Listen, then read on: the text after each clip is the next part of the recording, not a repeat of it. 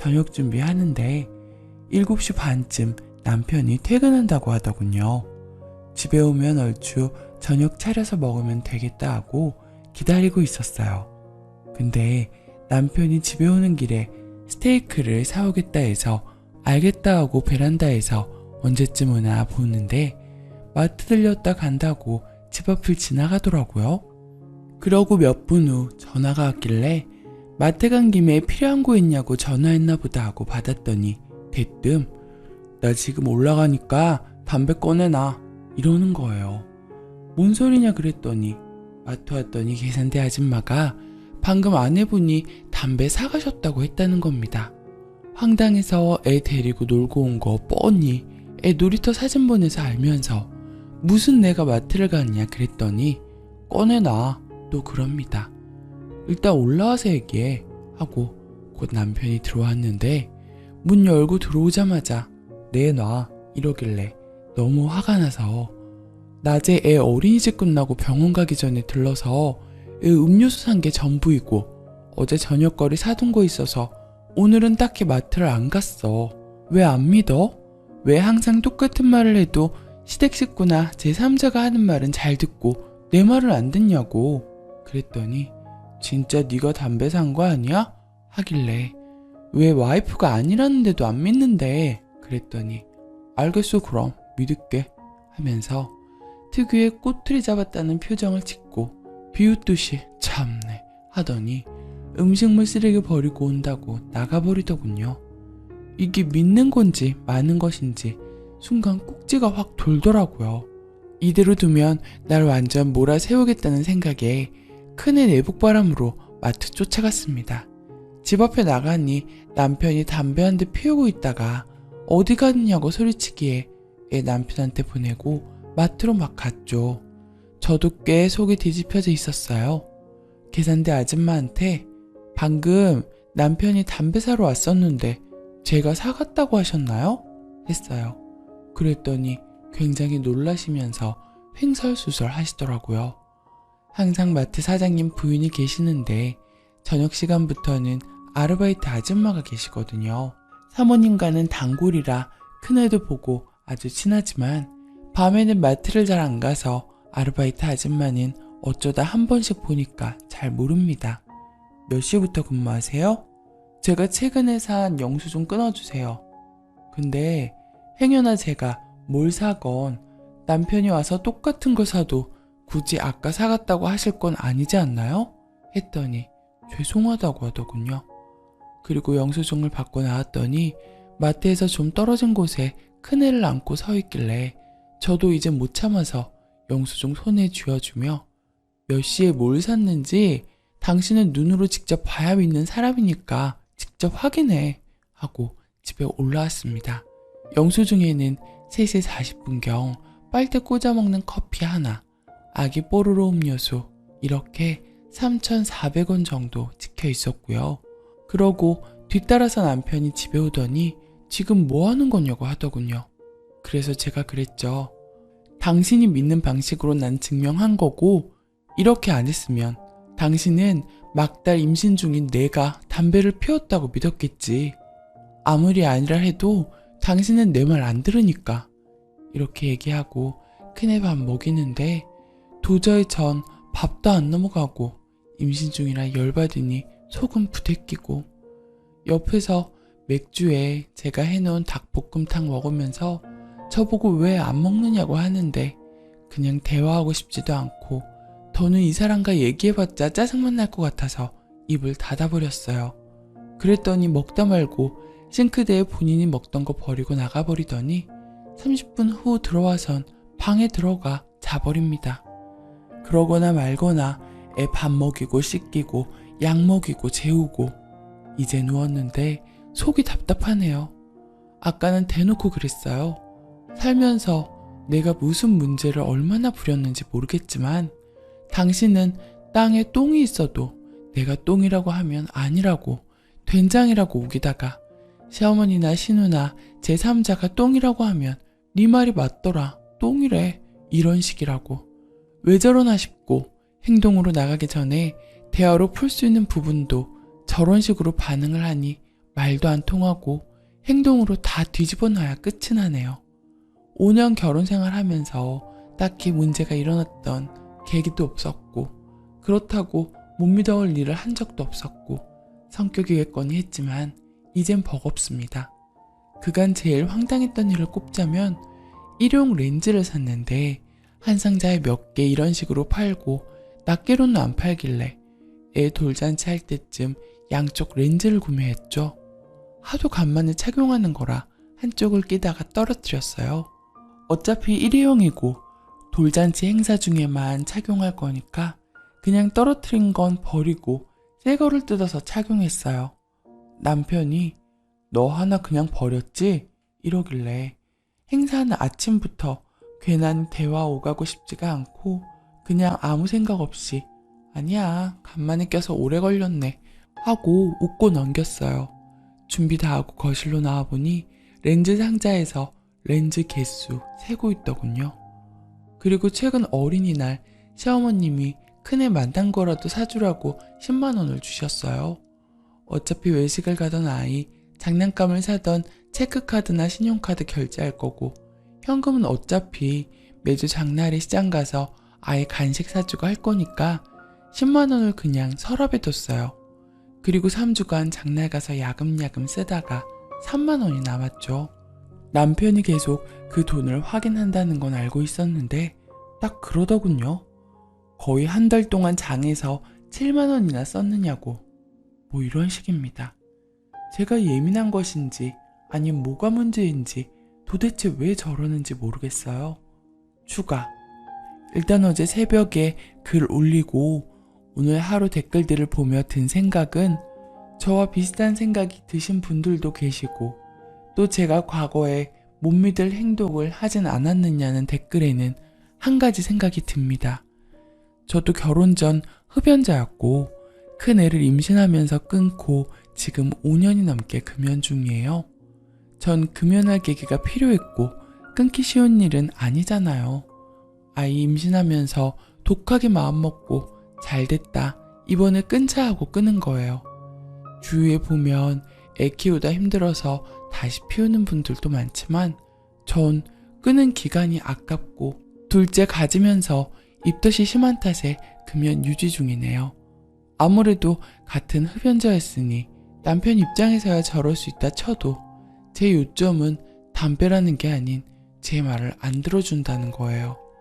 무조건 제 말은 뒷전이고 5년을 살면서 앉혀놓고 대화를 시도해보면 절 누구보다 믿는다고 해요. 그리고 꼬투리 잡으려는 것도 아니며 마음에 안 드는 것도 아니라고 하고요. 근데 막상 상황이 닥치면 이런 식의 반응이에요. 제 말을 듣질 않아요. 시댁은 차로 10분, 친정은 차로 1시간 거리인데 시댁은 2주에 한 번씩 가고 친정은 글쎄요. 이번 일요일에 친정 부모님이 오신다고 했는데 요태껏 주말에 쉬던 사람이 하필 친정 부모님 오시는 날 근무할 수도 있다네요. 토요일은 쉬고 일요일은 근무한다는. 저도 요 며칠 감정이 상한 터라 희한하게 친정 부모님 오신다고 하거나 친정 갈 일 생기면 당신은 일이 잡히네? 하고 비꼬 왔어요. 처음부터 뭔가 단단히 꼬여서 시작된 건지 살면서 꼬인 것인지 그냥 풀고 싶다기보다는 다 내려놓고 싶은 마음뿐이에요. 이제는 시댁에도 안 가고 남편한테 잘하지 않을래요. 마음이 우러나와야 진짜 잘하는 건데 저런 남편의 마인드가 너무 괘씸하네요. 댓글. 진짜 어이가 없어서 그러는데 남편 놈은 또 담배를 피우네요. 임산부가 당연히 담배 안 펴야 한다고 생각하는데요. 남편은 왜 펴요? 그러면서 마누라 의심하고 어이없네요. 담배 문제도 태아 걱정보다는 결국 쓸데없는 돈 썼을까봐 추궁하는 것 같은데요. 돌이켜보세요. 그동안 믿지 못하고 속 뒤집은 일들이 돈과 관계가 있었던 일인지 그렇다면 일해야죠. 아이돌 기간에 맡기고 돈 벌어서 주도권을 가져오세요. 두 번째 사연. 반반 결혼했는데도 며느리는 도리를 더 해야 하네요. 안녕하세요. 아침엔 선선한 바람이 부네요. 여름이 가고 가을이 오려나 봐요. 키워주신 부모님 속상하게 하지 않으려 열심히 살아왔다고 자부했는데 요즘 저는 사람 때문에 값을 못하는 것만 같아 자괴감이 듭니다. 연애 경험이 많지 않은 저는 대학에서 만난 2살 연상의 선배와 3년 연애하고 결혼했어요. 사실 남자 경험도 없었고 제대로 된 연애조차 해본 적이 없기에 헤어짐도 두려웠고 제가 그를 좋아하기도 참 많이 좋아했지요.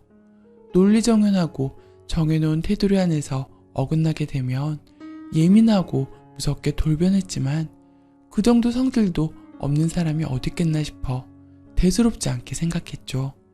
자상하고 건실한 모습에 이 정도면 무던하게 살겠구나 싶어서 물 흘러가듯이 결혼 준비했어요. 외동딸인 저에게 아낌없이 지원해 주셨던 우리 부모님, 하나밖에 없는 딸 시집간다고 집이며 혼수며 차며 예단이며 모든 걸 최고급으로 해주겠노라 이야기하셨죠. 상견례 자리에서 웃으며 공부하느라 모아놓은 돈이 없다는 이서방 얘기가 마음 아프셨다며 엄마 아빠가 이 정도는 꼭 해주고 싶다고 제 손을 잡고 몇 번을 이야기하셨어요. 혹시라도 네 명의라 시댁에 책 잡힐 것 같으면 이서방 명의로 집 해줘도 상관없다고 얘기하시는데 아무리 생각해도 그건 아닌 것 같아 거절하고 혹시나 불미스러운 일이 생길까 싶어 아버지 명의로 되어 있던 빌라에 들어가 살기로 이야기가 끝났어요. 나머지는 그이와 제가 반반하여 결혼했고 먼저 결혼한 친구들이나 인터넷에서 하는 얘기들을 보면 며느리들이 참 힘들게 사는 경우가 많았고 시댁 등살에 못 이겨 힘들어하고 고부 갈등, 안부 전화, 며느리 도리 등등 속으론 집도 해가고 공평하게 반반 결혼까지 하니 덜해왔단 소리 들을 곳도 없고 내 지분이 크니 시댁 때문에 힘들 일은 더더욱 없겠구나 싶었는데 시는 시자인지 아니더라고요. 집 해오고 반반 결혼해도 시자 앞에선 아무것도 아닌 게 되더라고요. 시집 보낸 외동딸 오매불망 기다릴 부모님 생각에 마음이 아파 명절에는 번갈아 가면서 가자고 약속했지만 정작 결혼하고 나니 신랑이 그건 어렵겠다며 자식 결혼하는데 큰돈 못 보태줘서 의기소침해하고 계신 어머니 생각해서라도 양보해달라고 사정을 하더라고요. 돈 좀 해온 며느리가 유세한다 생각하고 상처받으실 거라고. 여긴 아직 대한민국이라며. 지금 생각하면 그때부터 뒤집어 엎고 나왔어야 하는데 이혼이라는 게 큰 죄를 짓는 것 같아 그러지 못하고 끌려다녔습니다. 첫 명절엔 시 외가까지 방문하는 바람에 3일을 꼬박 요리하고 인사하고 저희 집엔 그 주 주말에나 갈 수 있었어요. 결혼 후 첫 명절이라 식구들한테 저를 자랑하고 싶은 마음을 모르겠느냐며 어머니 편을 들던 신랑. 서운함에 펑펑 우니 첫 명절에 친정에 바로 가는 유부녀들 몇이나 봤느냐고 다그치대요. 나도 결혼 후 첫 명절인데 너무 신랑 쪽 위주로 돌아가는 것 같아 이건 결혼 전 약속과 다르지 않냐고. 공평하게 살고 싶어 반반했고 그 비싼 집까지 우리 부모님께서 해주셨는데 어쩜 이러냐 소리 지르니 막말로 그 집 4명이 네 명의도 아니고 장인어른 명의인데 그게 어떻게 집을 해온 게 되는 거냐? 라고 합디다. 그리고 남녀가 가정을 맺고 사는데 평균적인 결혼 비용이 얼마인지 아냐고. 남자가 훨씬 많다고. 근데 그게 네 생각엔 올바른 것 같으냐고. 둘이 만나 가정을 꾸리는데 남자가 더 큰 돈을 해오는 걸 바라는 건 된장녀 아니냐고. 공평하게 반반해서 결혼했으니 서로 할 말 없는 거라고.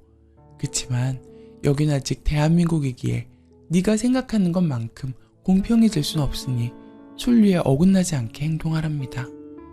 며느리 들어왔다고 정부 치려 노력하는 시어머니 몇이나 되겠냐고. 우리 엄마 불쌍한 거 하나도 몰라주는 얘는 그 인간. 매일 아침 전화해 아침밥은 챙겨주는 거냐고. 아침엔 삼삼하게 따뜻한 국 한 그릇, 갓 지은 밥 한 그릇이면 든든하게 하루를 시작한다며. 다른 건 몰라도 국과 밥은 꼭 아침에 지으라네요. 매일 아침 저녁 꼭 저에게 전화하셔서는 아침밥, 저녁밥 잘 차려야 한다고 얘기하시고 장 뭐 볼 거냐고 이거 사서 이거 하고 저거 사서 저거 하라고 항상 얘기하고 아침 저녁 밥상 사진 꼭 찍어보내라고 들들 볶고 음식 간섭까지는 크게 이해해보겠는데 밥상 사진은 영 이해가 안 가 되물으니 아직 살림이 서투르니 내가 가르쳐주는 거라고 어차피 우리 아들 입맛 맞춰서 요리할 거 아니냐고 우리 아들 입맛은 내가 잘 아니 가르쳐주려는 거지 별 뜻 없다고 오해만 나는 시어머니 혹시라도 큰애가 딸이면 친척의 면이 안 서니 웬만하면 아들 낳을 수 있게 네가 몸조리 잘하고 좋은 시 받을 수 있게 경건한 마음으로 살라고 한 시어머니 지난 2월 신우이 사돈어른 생신상에 저까지 동원되어 꼬박 이틀을 요리하고 라면과 누룽지로 밥 때우고 집으로 돌아오는 길에 어찌나 서럽던지 신랑한테 얘기하니 그깟 음식 좀 도와주는 게 그렇게 서글픈 일이냐며 외동이라 그런지 참 가족관계를 이해를 못한다고 가족의 정이 부족하다고 절 다그칩니다. 둘보다 셋이 하니 음식이 훨씬 수월하게 끝난다며 다음번 제사 때 일손 부탁해도 되냐고 웃으며 물어보는 시누이를 맘 같아선 뺨이라도 한 대 때리고 싶었는데 가족끼리 당연한 걸 왜 부탁이란 단어를 쓰느냐고 핀잔을 주던 시어머니 모습에 할 말을 잃었습니다. 시누이 집과는 30분 거리니 네가 신경 써줄 수 있는 건 최대한 신경 써주고 쌍둥이 조카들도 받을 수 있으면 최대한 봐주라고. 그래야 네가 애 낳았을 때 시누이가 너 도와주고 서로 그렇게 돕고 사는 거니 나쁜 마음 갖지 말라고. 외동이라 가족의 정을 모를 텐데 이럴 때 정도 쌓고 배우는 거라고. 그리고 한 달에 거의 열흘 정도는 시누이 쌍둥이 애들 보느라 퇴근 후 제 생활과 주말이 없었죠. 신우가 오빠가 있어서 그런지 언니나 여동생이 있었으면 한 집에 같이 살면서 애 봐주고 몸도 돌봐주고 할 텐데 너도 외동이라 이런 정을 못 느끼지 않느냐며 잘 좀 신경 써야 한다고 신신당부하시던 시어머니. 모질고 모진 시집살이에 필요할 땐 가족이고 아닐 땐 이방인 취급. 행복하다고 잘해주신다는 거짓말조차 이제 입 밖으로 나오지 않아 모든 걸 말씀드리고 친정에 들어온 지 한 달이 조금 지났습니다. 전 제가 정말 외동으로 자라서 그렇다, 외동이라 모른다 소리가 이렇게 뼈에 사무치는 말이 될 줄 몰랐어요. 신랑은 대한민국에서 결혼해서 이 정도도 못 버티는 여자가 어딨냐며 돈 좀 해왔다고 남자 아래로 보는 거냐고, 협의이혼은 절대 못 해준다고, 원하면 소송 진행하고 위자료 준비하라고 하네요. 유책 배우자는 본인이 아니고 너라고. 좋은 게 좋은 거라고 둥글둥글하게 참고 웃었던 저 자신이 너무 바보 같아 하루하루가 괴롭고 죽고 싶습니다. 왜 못했을까? 왜 따지지 못했을까? 왜 말을 못했을까? 왜 더 일찍 나오지 못했을까? 대체 왜 더 일찍 이혼 생각을 못했을까? 내가 참고 이해한다고 해결될 게 아니었는데 왜 부모님께 숨기고 잘해준다고 거짓말만 하면서 왜 그를 감싸주고 나 혼자 노력을 했을까? 왜 나 혼자만 우리 가정을 위해 노력했을까? 하루에도 수십 번 가슴을 쳐내리며 꽉 막힌 가슴으로 눈물을 쥐어짭니다. 좋게 좋게 끝내고 싶어 협의혼을 이야기했는데 도무지 뜻을 굽히지 않을 것 같아 다리 건너 변호사 지인을 통하여 소송으로 진행하고